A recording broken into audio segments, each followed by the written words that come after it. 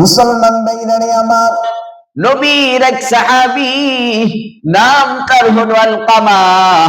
আলকামা মৃত্যু সজ্জ অবস্থায় জবান দিয়ে কালিমা পড়তে পারতেছে না।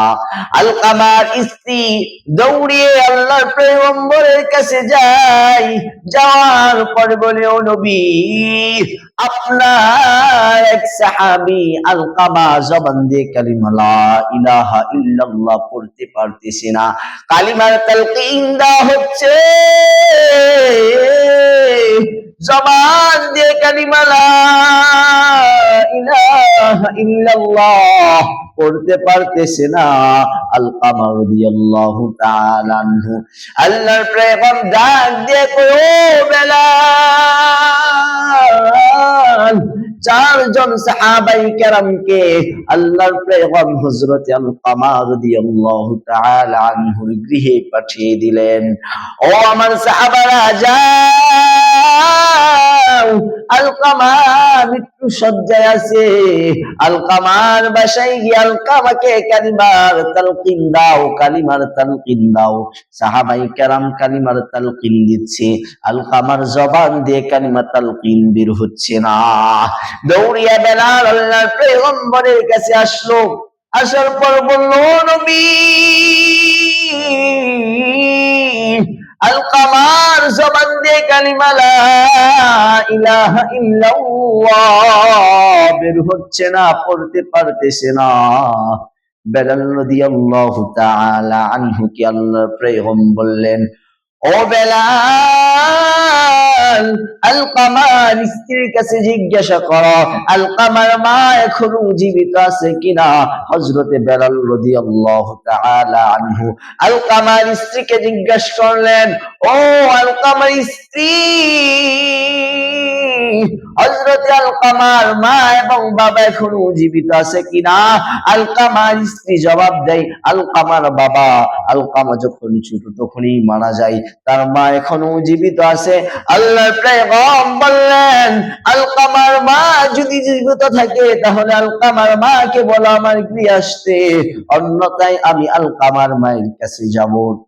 হযরতে বেলাল রাদিয়াল্লাহু তাআলা আনহু এই সংবাদ পৌঁছে দিলেন। আলকামার মা শোনা মাত্রই দৌড়িয়ে রাসূল আরবি সাল্লাল্লাহু আলাইহি ওয়াসাল্লাম এর কাছে চলে যায়। চলে যাওয়ার পর হযরতে আলকামার মাকে জিজ্ঞাসা করে, ও আলকামার মা, তোমার সন্তান কেমন? আলকামার মা জবাব দেয়, ও নবী আমার, আমার সন্তান খুবই ভালো। আমার সন্তানকে আমি খুব কষ্ট করে লালন পালন করেছি। আলকামার বাবা, আলকামা যখন ছোট তখনই আলকামার বাবা দুনিয়ার বুক থেকে চলে যায়।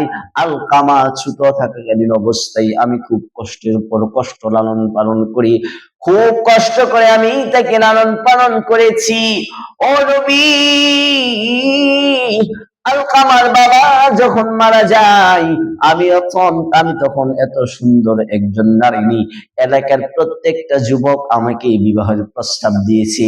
ও নবী আমার, আমি এত সুন্দর একজন নারী ছিলাম, কিন্তু আলকামার দিকে তাকাই আমি অন্য কোথাও বিবাহ বসি নাই। আলকামা যখন বড় হয়, আলকামার বিবাহের বয়স যখন হয়ে যায়, আমি আলকামাকে বিবাহ করিয়ে দেই। বিবাহ করিয়ে দেওয়ার পর আলকামা আর আমার কথা শুনে না, তার স্ত্রীর কথা মতো চলে। ও নবী, এই জন্যই আমি কষ্ট পেয়েছি। তার স্ত্রীর কথা শুনে শুনে আমাকে করাঘাত করে এই যে দেখুন আমার শরীরের মধ্যে দাগ হয়ে গিয়েছে। আল্লাহর পয়গম্বর বললেন, ও আলকামার মা,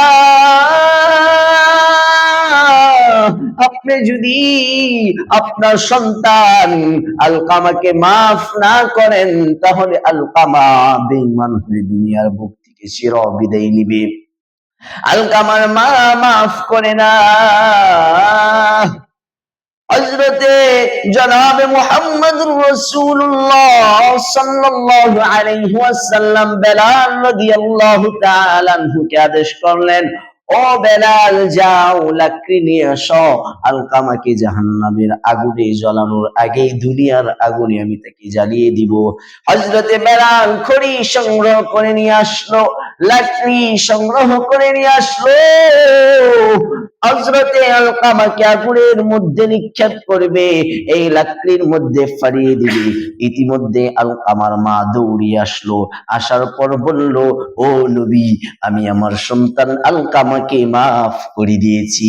ইতিমধ্যে আলকামার জবান দিয়ে কালিমা লা ইলাহা ইল্লাল্লাহু মুহাম্মাদুর রাসূলুল্লাহ। মুসলমান ভাইরানি আমার, এজন্য আল্লাহ পাক রব্বুল আলামিন কুরআনুল কারীমের মধ্যে ঘোষণা করে দেন, ওয়াকাযা রাব্বুকা আল্লা তা'বুদু ইল্লা ইয়্যাহু ওয়া বিল ওয়ালিদাইহি ইহসানা।